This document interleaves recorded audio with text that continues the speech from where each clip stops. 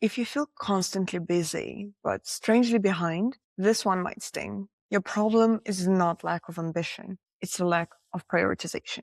Early stage founders love talking about the vision and AI expansion, global scale, huge companies, multiple revenue streams, conferences, brand, production, perfection, community, fundraising. But when you have 3 people and very limited money, trying to build everything at once, that isn't ambitious. It's self-sabotage. You don't need to think bigger. You need to decide what actually matters right now. Hello, and welcome to Zero to Something, a place where we talk about founders' journeys, the ups, the downs, and everything in between. So how does this problem actually show up? This is not about being disorganized, and it's much more subtle than that. It usually looks something like this. You have 5 parallel initiatives moving at around 40%. Or weekly new important idea. Or the team that's asking you, what is the priority for our work? Or feeling overwhelmed but unable to name the main objective. Sometimes it's about constant context switching. And I know as a founder in a startup, you often have to do it. But there is a balance. It can also manifest as being busy every day, yet unsure what actually moves the needle in your business. At Blobfish AI, we've done this too. We tried improving the product and building systems, pushing SEO, doing outbound, attending conferences, refining onboarding, and experimenting with positioning all at the same time. Needless to say, that didn't work out. Though every initiative made sense individually, together, they just diluted the moment. Nothing was really failing, but nothing was compounding either. And that's a danger of the early stage startups. So why do founders do this? It usually comes from 3 places. Number 1, fear. If resources are limited and you don't want to bet on one lever, what if that doesn't work, right? So you hedge. You spread attention instead of committing. Number 2, ego mixed with insecurity. Big vision feels powerful. Saying for 90 days we're focusing on one ICP and one acquisition channel, that feels small and kind of boring. But small and sharp often beats broad and chaotic.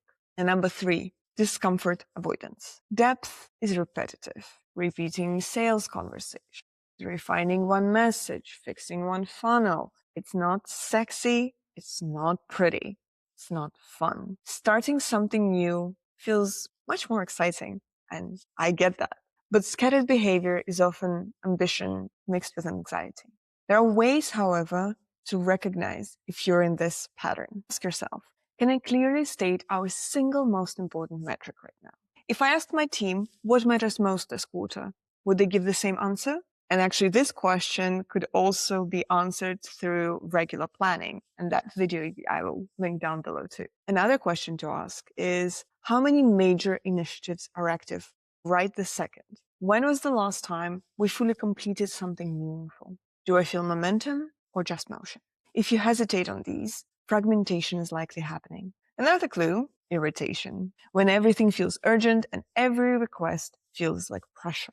That's often a sign that priorities aren't clearly ranked. How can we fix this? Multiple ways. Practically, you can choose one dominant objective. If the next 90 days only succeeded at one outcome, what would create the biggest shift?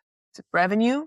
Is it activation? Retention? Pick it. Everything else becomes supportive or paused. This doesn't shrink vision, it sequences it.